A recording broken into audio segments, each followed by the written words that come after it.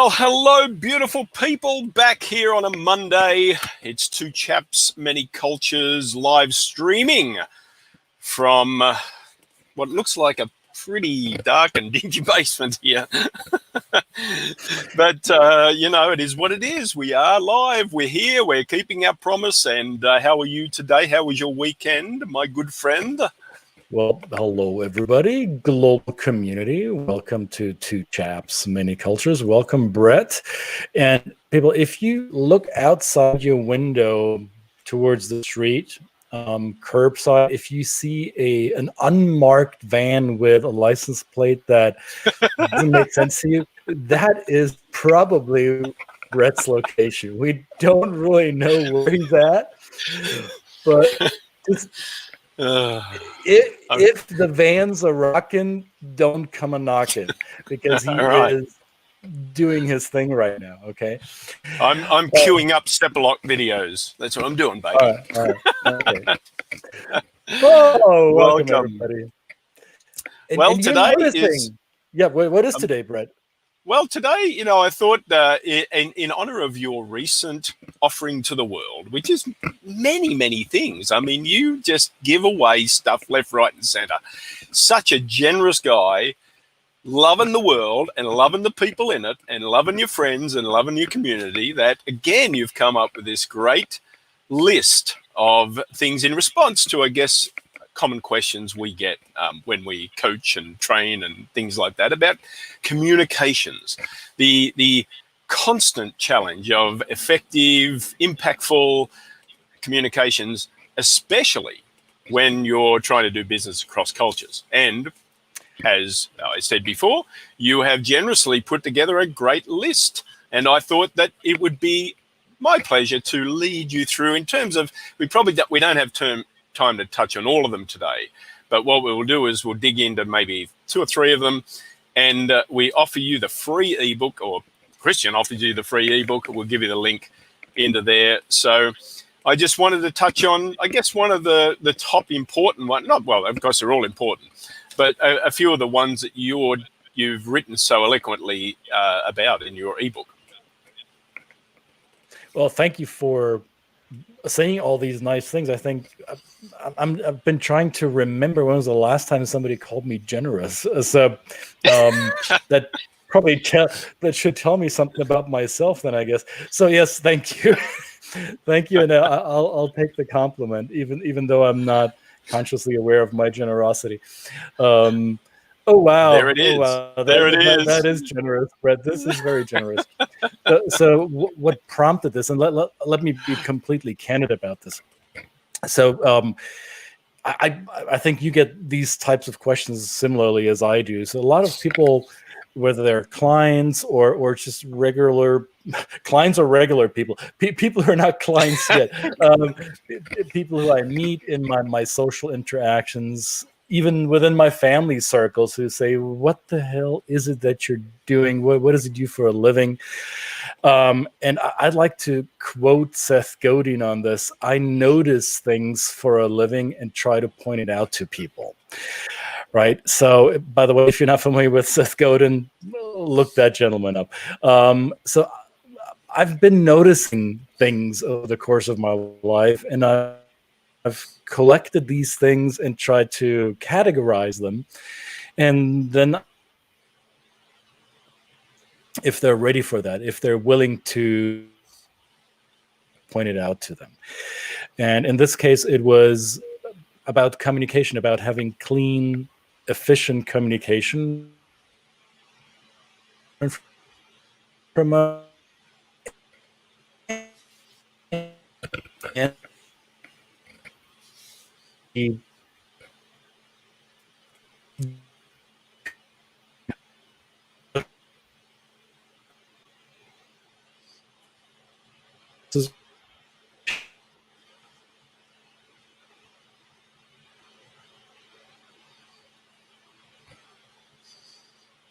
very topic. And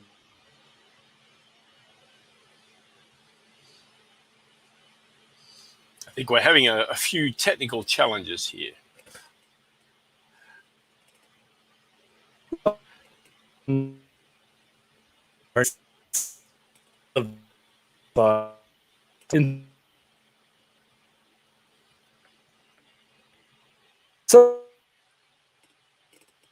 Whoops, it looks like we've lost Christian for a little bit.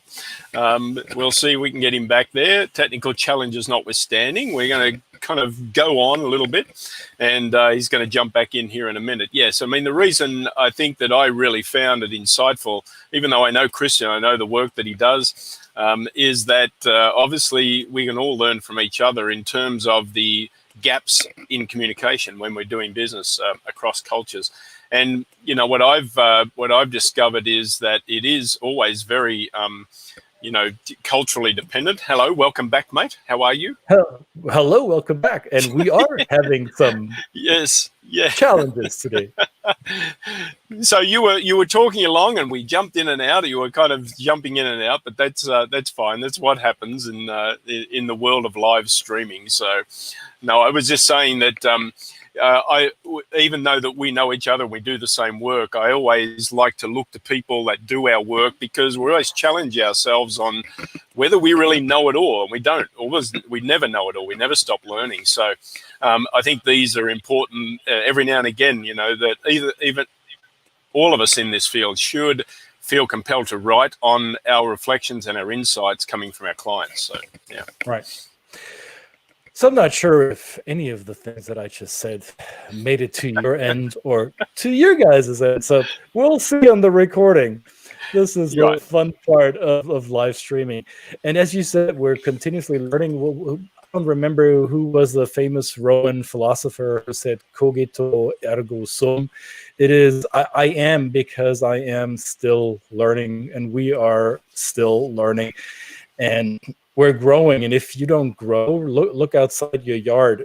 Right next to the van that you spotted earlier is this plant, and that plant is growing, because if it stops growing, it'll die.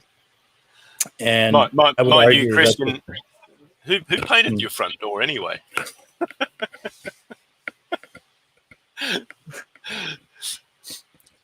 You there? You froze up again? Oh, okay. Well, maybe we might have to postpone the the list till tomorrow. And they decided to talk these tips that Brett and I have for the world when it comes to efficient communication. And not always do they relate to communication across cultures. Yes, there are good tips for that as well. However, the clean and efficient communication ideally happens every time we interact with other human beings. And Brett used a quote that I like very much by an Irish playwright by the name of George Bernard Shaw, who famously said, or at least the quote is attributed to him, that the problem with communication is the assumption that it actually took place. So how many times do we find ourselves thinking that the message that we sent actually landed the way we wanted it to land with the people we communicate with? So we, the sender, may think that we sent it right, and the response that we get ideally is the feedback we need to recognize: did it land properly or did it not? And in our sped up world, in our hectic 2020 lives that have become additionally challenging with a lot of the new events that popped up during this year, and let's face it, 2020 has been a challenge for many of us. In these times when communication happens almost like a throwaway and everybody's sending, there's noise everywhere. And you can turn the radio on, you can turn on your podcast, your TV, you step a foot outside, hopefully with nose and mouth protection to remind you people that there's always some message being sent. And how many of these messages actually land with you? How many of these messages do you respond to? It's a noisy world that we live in.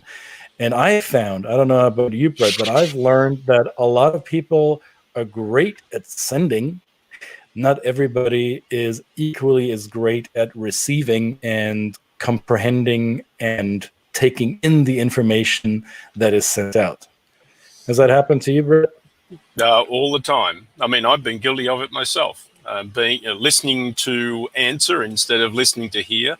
One simple example of that. But also just, I guess one of the ways is to understand yourself first, and how perhaps the message that's coming from the other person, how your own worldview might be affected or influenced by or in how you receive the message as well. So always, I guess, one of the tips in your ebook, of course, is respecting the worldview of others. We can bring that up. One of the things is to do that. So when you're writing this, what were you thinking in terms of this particular part of it? Well, everybody views the world through their own lenses, through their own preconceptions, right? So we have every human being has a model of the world in which they interact. So in communication science, we often talk about the territory out there, the real topography of the world, how the world is made up, all its layers and peaks and valleys and depth and distance and sounds and smells and tastes and everything. And our model of the world, which is merely a representation of reality. So we often say the map that we have in our minds back here, the map here, is not equivalent to the territory, to the real territory outside. So everybody forms their own map of the territory in which they operate. And it's, I think, a great first step in order to have efficient and clean communication to respect other people's model of the world. How people view the world is often unique to them. And you will find similar worldviews in groups. And these groups can be families, political, religious, professional groups, or language groups, cultures, right? So within groups, you often find commonalities in how people view the world, and still individuals within these groups have maybe slightly different views of how they perceive the world, how they interact, how they show up. And if you're unable to connect with that, if you think that your worldview is exclusive, or not exclusive, excuse me, if you think your worldview is universal, then you're eliminating the opportunity to connect with somebody else whose worldview might be a little different from your own. And this becomes obvious to those of us who have stepped outside our own comfort zone, or who have stepped outside of our own group. And there is a polymath, the traveler, an explorer from the, I want to say, for 1700s. I should know this because I'm a history buff. So there's a German philosopher, polymath, explorer by the name of Alexander von Humboldt. Those of you who are in science have heard of this gentleman. And he said, the most dangerous worldview is the worldview of those who have not viewed the world. So viewing the world has become a little bit more difficult in Corona times. But we have technology, even if it's choppy once in a while, like we're experiencing today. We have the tools to view the world, and everybody's worldview is slightly different. And unless we respect that others might have a different view of the world, then the task of completing communication, of having a connection, might be in jeopardy. That's what I meant by that. Absolutely. I'm going to throw a spanner in the works there, because I that's a great quote, and it's certainly valid. And I think that we all know people, and we've kind of both had the good pleasure of traveling a lot of the world ourselves.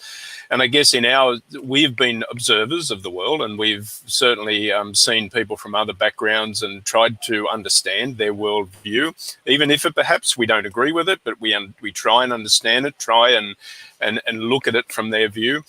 There are a small amount of people, and I've come across a few of these, and I don't want to probably dig into this and add to the topic too much, but there are a small amount of people that have still traveled the world, still experienced a lot of the world, But what they've got out of it is a confirmation of their own bias, and used it as a tool and said, well, I've traveled the world and I've seen it, and it just confirms to me my exceptionality.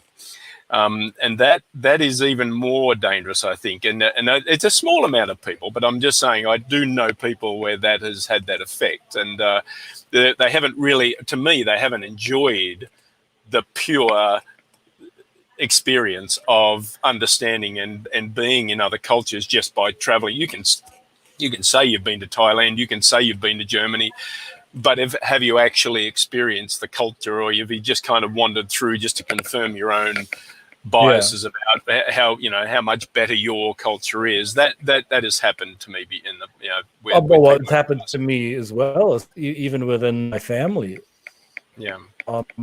I would argue, though, in keeping with the theme of the message that I'm sending, I would argue that if that's the response to people's travels to confirm their own idea of exceptionalism, then they have not communicated. Then that's what George Bernard Shaw said. Then the assumption that communication happened is a misleading one, because then they only sent. They never received enough information to challenge their worldview, or add to their worldview, or add to the library of experiences they could potentially have in their lifetime. So they chose to shut the door on that. That's a choice, right? I'm not saying that everybody has to do that. I think, if I'm not mistaken, we're the only living species on the planet with choice and with free will. So if that's what you're doing, then it's your choice. I'm not going to debate that, and I will respect your worldview and make my decisions based on that. And if your worldview is one of exceptionalism and the decision to not engage, or to not accept difference and diversity and variety, then that tells me enough about you, and I can make a decision whether I want to continue to interact with you or communicate with you at all, if I see a benefit in that. So your choice, my choice. It's all a ping pong game. Absolutely. So imagine, we spend the money, we invest in an airplane ticket, and we travel the world. Of course, when we can get back to doing that at this current, but if we do that, then when you land in a new place and you haven't been there before, I mean, I guess the next one that you are going to touch on is this degree of positive intent. At least setting yourself up to be open and say, when I get off this aeroplane, I'm going to really just absorb the culture and also assume the positive intent of the people I'm going to interact with. And that changes your perspective. I find it just changes the experience when you get off a plane. You forget all the rumors you heard from the people and the travel nightmares of the people that went before you, and put that aside and say, but this is my experience. And I think that's a great thing. So just expand on that a little bit too. Well, it doesn't have to be the airplane that you step off. It could just be the block you walk around, or the street you get out of your car of, or out of your bus or train stop. Whenever you leave your bubble of safety, your comfort zone, or however you want to call that, whenever you venture into an environment that is maybe different, unfamiliar, uncommon, unknown to you, then you encounter behavior that might be different from the way you expected or the way you prefer it. So it's easy for us, and this is our reptilian brain taking over, right? We have this, I don't know the technical terms in brain science, but we have this part of our brain that reptiles have too, and we've had since the dawn of day, which takes care of our basic survival function. So it takes care of our heart beating, it takes care of our breath, and it tells us instinctively whether we want to engage or if we want to run away, the fight or flight decision-making part of our brain. And whenever we encounter behavior that we do not like, or that is unfamiliar, uncommon, or potentially dangerous to us, our reptilian brain tells us to run away from it because danger, danger, stranger, me no likey. And our human brain, our conscious mind, superimposes an intention to that behavior that we just experienced, and because it's different from the way we'd like it, ergo it must mean this is not a good behavior. This must be something that's bad. So we tend to shortcut to putting a negative intention on that other person's behavior.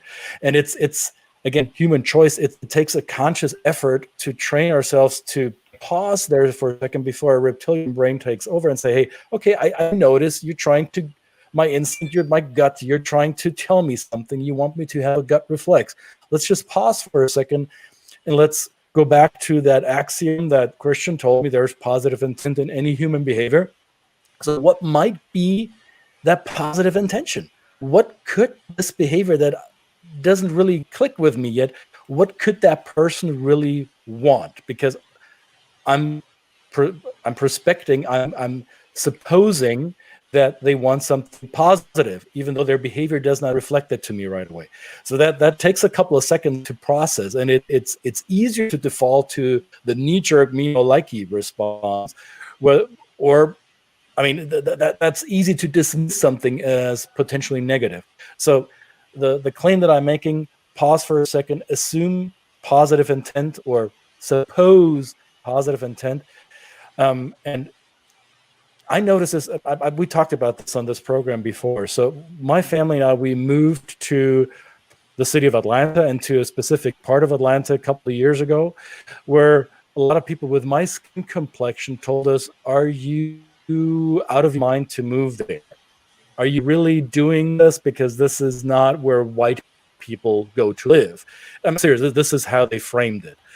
And I found that really interesting because I thought, I didn't know that my skin color had anything to do with how I perceive my neighbors or maybe how my neighbors perceive me. I quickly learned that here in the United States where we live, skin color means a lot in everyday interactions.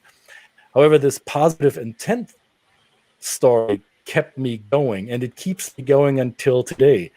Case in point, there is 2 blocks from my house, there is a multi-family unit building. It's an apartment building. It's, I would argue it's a Section 8 type of housing. Not quite sure about it, but it does not look like your pristine subdivision home. It doesn't look like your luxury townhomes, right? And there's a lot of people of different skin complexion hanging out in front of that building every hour of the day. And I walk my dog through that part of the neighborhood, and my reptilian brain could tell me, ooh, this is different. What they're listening to music that is different. They're speaking in a vernacular that is not familiar to me. These are all people who have a different skin color than I do. And they all have cars with wheels that are, 40 inches in diameter. And I'm not sure, all of this, I could make this mean something negative. However, I always I tell myself, walk into these situations assuming a positive intent. And it has never in my life failed me because the positive intent sets my mind straight. It prompts me to say hello, to smile, to be kind, to engage. And what I receive in return has always been a positive experience. So all these naysayers who said, well, are you sure you want to move into that neighborhood? They put aside this idea of positive intent. They assumed something negative, and I'm not buying into that. I'm not. And it has served me well over the course of my life. I know this is a long answer, but I thought it was worth shining some light on that aspect. No, absolutely. Well, Tamara just commented that she needs, whether it's that part, I think, I really am on board with you. I constantly am surprised how much that impact of that. I mean, it's not positive thinking. Positive thinking can be given a bad name because it's just about, flowers and perfect world. It's not. It's not about that. Right. It is not naivete. It is a true sense of walking in confidently with a positive intent. And I agree with you. Same has happened to me in all my interactions. So given that, I mean, yeah. I mean, in order to clarify what the positive intent could potentially be, because it may not be obvious to you as you're wrecking your brain and you're still dealing with a behavior that you truly don't like. I think the next communication tip that I would draw from that is ask quality questions. If you're not sure what this behavior means, if you're not sure what potentially is your positive intent, ask a freaking question. I see you're holding your gun this way. What is it you're trying to do? I mean, I'm making fun here, but I notice you're yelling at me, or I notice you're not looking me in the eye as we are talking. Would you care to explain? I mean, I'm oversimplifying this, right? The examples that I just gave you are not necessarily quality questions. However, a quality question is something that does not prompt a yes or no answer, for example. So if you ask somebody like, did you like that, or do you like this? They can say yes or no. That usually ends the conversation unless you have a good follow-up question. If you truly want somebody's mind, if you truly want to engage with somebody, ask questions that do not prompt a yes or no answer. You could say, what specifically did you like about this? Or what is it that you dislike about it? What is it that you like least about this? Tell me more about this. Oh, I'm curious. What else are you seeing? Or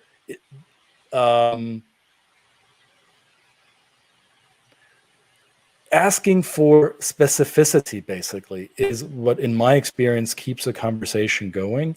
Avoiding these black or white responses, these yes or no responses, these closed questions are not going to do any service. So if your goal is efficient communication, I don't know who said this, you want to be interested, not interesting, right?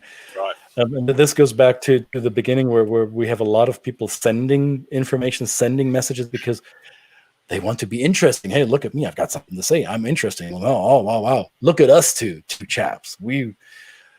Aren't we interesting? Look at us. No, you want to be interested in the other person, because only then will you get information that can deepen the relationship, and you can do this by asking quality questions.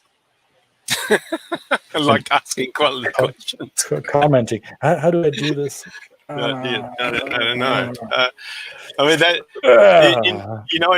in my retail experience, this is one question. You know, in retail you deal with customers. I mean, it is as part of being in retail, and people can either think that's a great experience or perhaps not a great experience, depending on what your perspective is. But as an owner of the business, I always kind of train my staff to say, if a customer comes in and they're upset, we have upset them. It's our responsibility. But oftentimes just asking that question, sir, madam, what would you like us to do for you? You tell us what would be a satisfactory result for this? Because many times I think in terms of, like, say, just a simple thing like a refund, you assume everybody is coming in to get their money back or something like that. But oftentimes most people just want satisfaction. They're not really upset about the money they've spent. They're upset that they haven't got value for the money. And right. If you ask them a question like that and you say, what would you like to have done? Most of the answers usually came back, well, look, I just want to have what I paid for. I just want to have that I paid for. And many times you avoided having to give money back in a retail center. This is a specific sense that you could really put aside, or what refunds are a cost to the business. You have to restock things. You could do away with a lot of that if you just ask that quality question. To me, that's right. A great example of where I've seen it in my life.